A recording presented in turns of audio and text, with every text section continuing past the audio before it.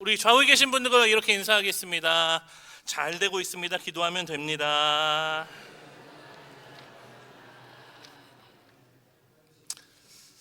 아멘. 새들이 얼마나 빠르게 날까요? 통신용 비둘기 전서구는 1시간에 150km를 간다고 합니다. 열대지방의 큰 바다에 사는 군함조는 시속 418km의 속도로 날아간다고 하죠. 그리고 이 군함조보다 더 빠른 새가 있는데요. 바로 눈 깜짝할 새라고 합니다. 방금 전에 여기 화면에 나온 이렇게 막 비틀었던 애가 제 아들입니다. 눈 깜짝할 새 저렇게 컸네요. 이제 2024년도 이틀 정도밖에 남겨두지 않고 있습니다. 한 해 동안 어떤 생각과 마음으로 사셨나요? 오늘 본문을 통해서 사도 바울은 이 말세를 살아가고 있는 우리 성도들을 향해서 우리의 삶을 어떻게 지혜롭게 살 것인가에 대한 말씀을 해주고 있습니다. 우리 5장 16절 말씀을 다시 한번 읽어보겠습니다. 시작. 세월을 아끼라, 때가 악하니라. 아멘. 우리가 이제 기독교 세계관 안에서 시간이라고 하는 단어는 이 크로노스라고 하는 단어와 카이로스라고 하는 단어가 있다는 것쯤은 여러분들께서도 잘 알고 계시리라 생각이 듭니다. 우리의 기억을 되새김질해 보면 크로노스라고 하는 단어는 그저 물리적으로 흘러가는 시간, 다시 말해 째깍 지금도 흘러가고 있는 어떤 시간을 가리켜 크로노스라고 하는 단어를 사용하죠. 한편으로 카이로스라고 하는 단어는 특별히 우리에게 기억이 되는 순간, 그리고 어느 한 시점에 우리에게 의미가 있는 시간을 가리키는 단어입니다. 2013년도 11월 11일 어떤 날인지 아세요? 네, 제 첫 아이가 태어난 날입니다. 여러분이 아실 리가 없죠. 2013년도 11월 11일은 여러분에게 특별한 의미가 사실은 없는 날이죠. 그러나 저에게는 특별한 날입니다. 그 물컹한 아기가 엄마 뱃속에 올라와서 엄마가 울면서, 저희 아내가 울면서 네가 지음이구나, 네가 내 뱃속에 10달 동안 있었구나, 이렇게 울었던 날입니다. 한편으로 또 한 번 생각해 보면은 어떤 책을 한 권 읽었을 때 그 책을 물리적으로 읽는 시간은 사실은 2시간, 3시간 남짓밖에 되지 않을 수 있습니다. 여러분도 양육반 받으시면서 내 마음 그리스도에 있는 집 읽어보신 분 손 들지 마시고요. 거의 모든 분들이 다 읽어보셨을 테니까요. 그러나 물리적으로 그 책을 읽는 시간은 2시간, 3시간밖에 되지 않아도 그 책은 우리에게 있어서 평생 교훈이 될 수 있습니다. 크로노스의 시간은 책을 읽는 단순히 물리적인 시간 2시간이라고 한다면, 크로노스라고 하는 단어는 우리에게 의미가 있었던 시간, 그것을 가리키는 단어가 이 카이로스라고 하는 단어라는 뜻이죠. 그런데 오늘 본문을 생각해 보면 세월을 아끼라 라고 하는 단어의 이 세월이라고 하는 단어를 살펴보면 왠지 크로노스적인 시간을 이야기하는 것만 같이 보여요. 째깍째깍 우리에게 주어진 시간을 절약하고 아껴서 잘 사용해야 된다 라고 하는 말로 보자면 마치 그 단어는 크로노스라고 하는 단어가 들어가야만 할 것 같은데, 오늘 본문에 이 세월이라고 하는 이 단어는 사실은 카이로스라고 하는 단어가 사용되어졌다는 것이죠. 그렇다면 왜 사도 바울은 세월을 아끼라라고 하는 이 말을 하면서 이 의미 있는 시간, 카이로스라고 하는 단어를 사용했을까 생각해 보게 됩니다.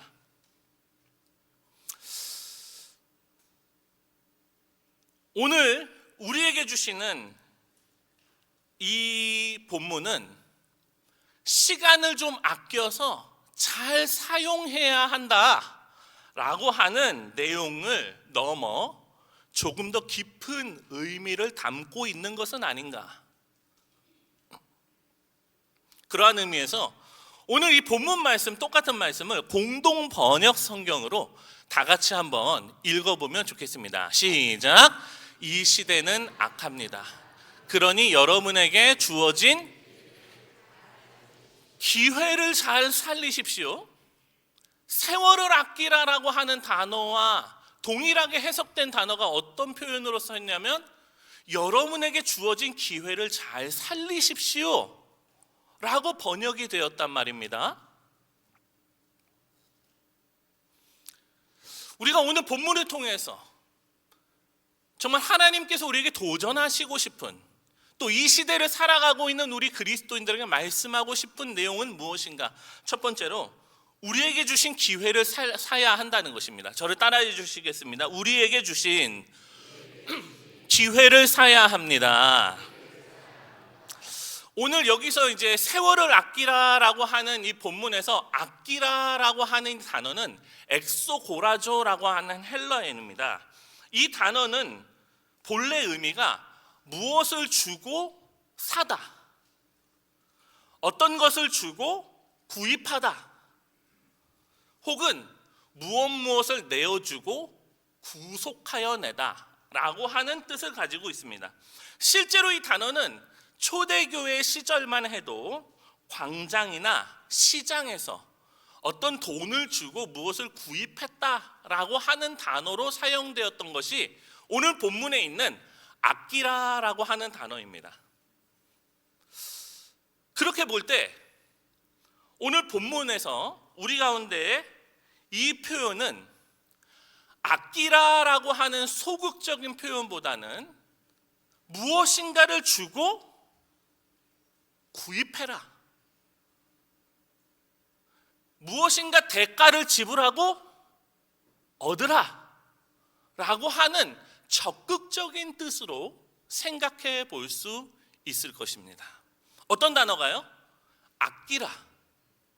아끼라라고 하는 단어를 적극적인 표현으로 무엇을 주고 사라, 구입해라 라고 하는 뜻으로 해석해 볼 수 있다는 것이죠.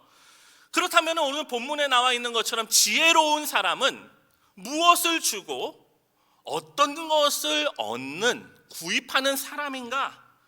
바로 한 번 더 우리가 강조하고 있는 것처럼 카이로스라고 하는 단어를 다시 살펴보려고 합니다. 이 카이로스라고 하는 단어는 시간이라고 하는 뜻도 있지만 한편으로는 기회라고 하는 뜻도 있는 단어입니다. 어떤 단어라고요? 기회. 우리 갈라디아서 6장 10절 말씀을 한번 읽습니다. 시작. 그러므로 우리는 기회 있는 대로 모든 이에게 착한 일을 하되 더욱 믿음의 가정들에게, 여기서 기회라고 하는 단어가 어떤 단어냐면 카이로스라고 하는 단어입니다. 어느 본문에는 기회라고 번역되어졌고 오늘 본문에는 시간이라고 하는 단어로 번역되어져 있어요. 그런데 제가 오늘 본문을 카이로스라고 하는 단어를 기회라고 하는 단어로 번역하고 아끼라라고 하는 단어를 구입하다라고 하는 단어로 번역하면 어떤 뜻이 되는지를 종합적으로 설명을 해보겠습니다. 우리의 삶의 중요한 가치들을 위하여 시간을 주고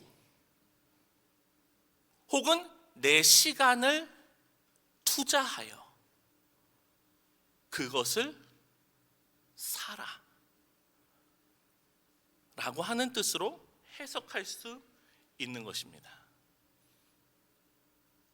세월을 아끼라라고 하는 이 단어가 본문에 충실하게 한 번 더 번역을 한다면 우리가 있는 생명값을 주고 우리에게 있는 시간을 주고 소중한 것들을 사라 라고 하는 뜻으로 해석할 수 있다는 뜻이죠.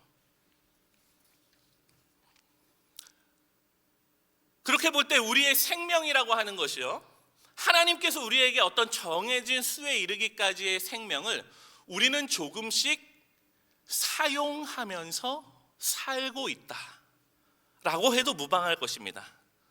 그렇지 않을까요, 여러분?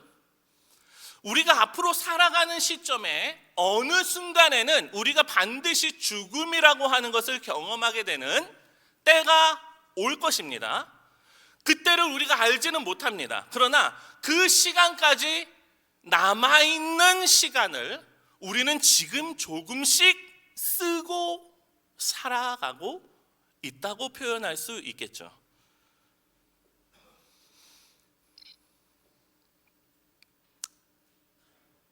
여러분들도 들으셨는지 모르겠지만 오늘 무안에 있는 공항에서 비행기가 추락하여서 181명이 타고 있었는데 지금 현재까지는 90명인가 100명 정도가 사망한 것으로 기사가 나오고 있는 시점입니다. 오늘 우리에게 주어진 시간은 오늘뿐이라고 하는 생각이 들 수밖에 없는 것이죠. 이러한 우리를 향해 성경이 도전합니다. 나는 하나님께서 주신 생명값 곧 시간을 지불하면서 그것을 지불하며 무엇을 사고 있는가? 내가 사고 있는 것은 유한한 것인가? 영원한 것인가? 주님께서는 오늘 말세를 살아가고 있는 우리 성도들에게 너희의 시간을 주고 의미 있는 것들을 구입하라 라고 명령하시면서 그 이유에 대해서 연달아 말씀하시고 있습니다. 저를 따라 하시겠습니다. 때가 악하니라. 참으로 지금 우리가 살고 있는 이 시대는 우리로 하여금 하나님께서 주신 시간을 하나님의 나라와 영광을 위하여 더욱 쓰지 못하게 하는 시대처럼 보입니다. 모든 사람은 자신의 만족을 위하여 모든 시간을 사용하고요, 또한 범죄하는 데 시간을 허비합니다. 뿐만 아니라 우리가 어떤 특별한 죄를 짓지 않는다 하더라도 우리의 시간을 그냥 무료하게 보내어 지낼 때가 참 많습니다. 우리는 우리에게 생명과 시간을 허락하신 하나님의 뜻과 하나님의 위대하신 계획은 거절한 채 오히려 내가 나의 시간과 생명의 주인인 것처럼 여기며 오늘도 그 생명의 결정권자인 것처럼 생각하며 살아가죠. 그러나 사랑하는 성도 여러분, 우리는 우리의 주 예수 그리스도의 십자가로 인하여 죽었던 생명을 다시 얻은 사람들이었고 잃었던 시간을 다시 얻은 빛의 자녀들입니다. 그러므로 우리는 이 세상 사람들이 살아가는 방법과 같이 이 세상에 추구하는 그 어떤 더러운 욕망이나 가치를 위하여 살 것이 아니라 우리를 구원해 주신 우리 주 예수 그리스도, 그리고 우리를 사랑하시는 그 하나님의 뜻을 받들어 살아가는 것이 우리의 본연의 삶의 목적이며 이유여야 한다는 것이죠.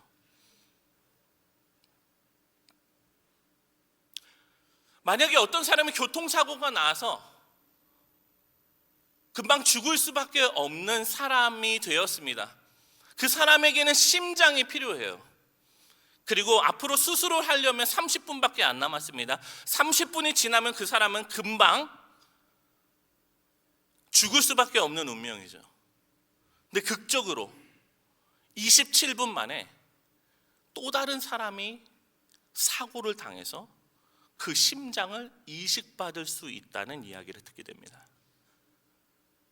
3분밖에 남지 않은 상황에서 그 사람은 다른 사람의 심장을 이식받아 새로운 생명을 얻게 된 것이죠. 그렇다면 그 새로운 생명을 얻게 된 이 사람은 자신에게 생명을 준 그 사람의 생명값까지 갚으며 살아가야 하지 않겠습니까? 우리를 위하여 이 땅 가운데 오셔서 우리를 구원하시기 위해 생명을 주신 예수 그리스도께서 우리의 생명을 주시기 위하여 당신의 생명을 버렸으므로 우리가 예수의 생명으로 새 생명 얻은 사람으로서는 하나님의 자녀로서 우리 남은 모든 삶을 주님이 기뻐하시는 삶으로 드려야 함이 마땅한 것입니다. 할렐루야. 그럼에도 불구하고 우리는 여전히 내 생명은 내 것인 것처럼 생각하며 하나님과 상관이 없는, 예수 그리스도와 상관이 없는 그런 삶을 살고 있는 것은 아닌가 생각해 볼 필요가 있다는 것이죠. 우리 다 함께 로마서 12장 1절 2절 말씀을 읽습니다. 시작. 그러므로 형제들아, 내가 하나님의 모든 자비하심으로 너희를 권하노니 너희의 몸을 하나님이 기뻐하시는 거룩한 산 제물로 드리라. 이는 너희가 드릴 영적 예배니라. 너희는 이 세대를 본받지 말고 오직 마음을 새롭게 함으로 변화를 받아 하나님의 선하시고 기뻐하시고 온전하신 뜻이 무엇인지 분별하도록 하라. 특히 2025년도를 살아가고 있는 우리들에게 있어서 가장 위협적인 대상 중에 하나는 바로 핸드폰이 아닌가 합니다. 최근 2024년도 기준 10대들과 어린아이 할 것 없이, 어른 할 것 없이 보통 사람이 하루에 핸드폰을 사용하는 시간의 통계가 약 4시간 20분 정도가 된다고 합니다. 그리고 이것들은 거의 교수들의 입장에서는 도파민 중독에 해당한다고 해요. 사랑하는 성도 여러분, 은연중에 우리의 삶을 허무는 작은 여우와 같은 습관들이 오늘날 우리의 삶을 조금씩 갉아먹고 있습니다. 이와 같이 무방비로 잠식되어지고 있는 시간을 우리는 다시 살려내야 합니다. 구속해야 합니다. 죽은 시간에 다시 생명을 불어넣어야 합니다. 그렇다면 우리는 어떻게 이 죽은 시간을 다시 살려낼 수 있을 것인가? 그리고 우리는 어떻게 의미 있는 시간을 살아 하나님 앞에 기쁨이 되는 인생이 될 수 있을 것인가? 우리 함께 이사야 32장 8절 말씀을 읽습니다. 시작. 존귀한 자는 존귀한 일을 계획하나니 그는 항상 존귀한 일. 존귀한 자는 존귀한 일을 계획하나니 그는 항상 존귀한 일에 서리라. 하나님께서 피로 값주고 사신, 우리 주 예수 그리스도께서 피로 값주고 사신 존귀한 여러분, 이제 하나님께서 여러분에게 주신 생명값을 기억하고 존귀한 일에 힘쓰시는 여러분이 되시기를 축원합니다. 하나님의 나라의 자녀 삼아 주시고 또 왕자로 우리를 불러주신 하나님 앞에 우리가 가장 존귀한 일은 무엇인가? 우리에게 가장 어울리는 옷은 무엇인가? 이런 왕자들이 입는 가장 존귀하고 아름다운 옷을 연상해 보십시오. 그에 어울리는 그의 직분과 그 지위와 그의 위치와 그 상태에 어울리는 가장 존귀한 옷과 같이, 그럼 여러분들에게 가장 어울리는 옷은 무엇일까? 이 세상에 유행하는 옷보다 예배와 찬양의 옷이 여러분에게 딱 잘 어울립니다. 할렐루야. 이 세상에 아무런 비전도 기쁨도 없이 살아가고 있는 영혼에게 복음을 전하는 옷이 여러분에게 딱 잘 어울립니다. 사람들과 만나서 밥 먹고 차 마시는 것도 좋지만 기도를 통해 하나님과 친밀한 대화를 나누는 여러분의 옷이 딱 어울립니다. 이 세상의 수많은 현자들의 책으로 양식을 얻을 수도 있지만 우리를 만드시고 우리 가장 잘 아시는 살아계신 하나님의 말씀의 옷을 입는 여러분이 딱 잘 어울리십니다. 그러고 보니까 2025년도 실천상 4가지가 되었네요. 여러분들이 이 4가지의 옷을 딱 잘 어울리게 입고 하나님 앞에 영광스러운 삶을 사시기를 축원합니다. 제가 좋아하는 찬양 중에 이런 찬양이 있습니다. 손에 있는 부귀보다 주를 더 사랑하는가? 이슬 같은 목숨보다 주를 더 사랑하는가? 사랑의 빛 잃어가면 주님 만날 수 없어. 헛된 영화 바라보면 사랑할 수도 없어. 잠시 머물 이 세상은 헛된 것들 뿐이니 주를 사랑하는 마음 금보다 더 귀하다.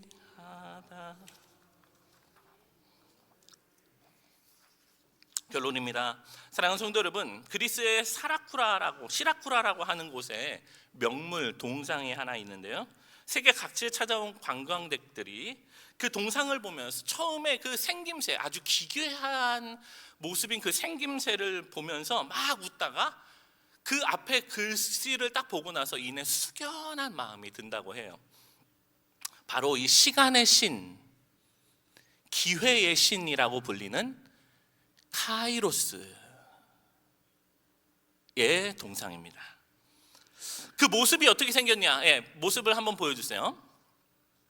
벌거벗은 사람인데요, 앞에 머리는 머리숱이 무성합니다. 근데 뒷머리는 어떻게 돼 있어요? 대머리로 되어 있습니다. 그리고 양발 뒤꿈치에는 날개가 있고 한 손에는 저울, 그리고 다른 손에는 칼을 들고 있는 아주 이상한 모습인 거죠. 근데 그 밑에 이런 글귀가 써 있다는 것이죠. 내가 벌거벗은 이유는 쉽게 눈에 띄기 위함이고, 내 앞머리가 무성한 이유는 내가 나타났을 때 사람들이 쉽게 붙잡을 수 있도록 한 것이다. 내 뒷머리가 대머리인 이유는 내가 지나가고 나면 다시는 나를 잡을 수 없기 때문이고, 손에 들고 있는 칼과 저울은 나를 만났을 때 신중하게 판단하고 신속하게 의사결정을 하란 뜻이다. 그리고 마지막으로 나의 등에 날개가 있는 이유는 최대한 빨리 사라져버리기 위함이다. 내 이름은 바로 기회이다. 이렇게 써 있다고 합니다. 기회를 놓치지 마십시오, 여러분. 우리에게 주어진 하나님께서 영적으로 성장할 수 있는, 나에게 하나님의 자녀로 더욱더 성숙할 수 있는, 그리고 나를 향하신 하나님의 부르심과 뜻을 순종할 수 있는 그런 기회를 붙드는 여러분이 되시기를 예수님의 이름으로 축원합니다. 기도하겠습니다. 자비하신 하나님 아버지, 감사합니다. 오늘 우리에게 주신 기회를 놓치고 살고 있진 않는지, 이틀여 남은 2024년도의 마지막에서 새롭게 우리에게 한 해를 선물로 주시는 하나님 앞에 이제는 우리에게 남은 생명을 지불하고 기회를 붙잡아서 하나님의 나라를 위하여 살아가는 우리 모두가 되게 하여 주시옵소서. 예수님의 이름으로 기도합니다.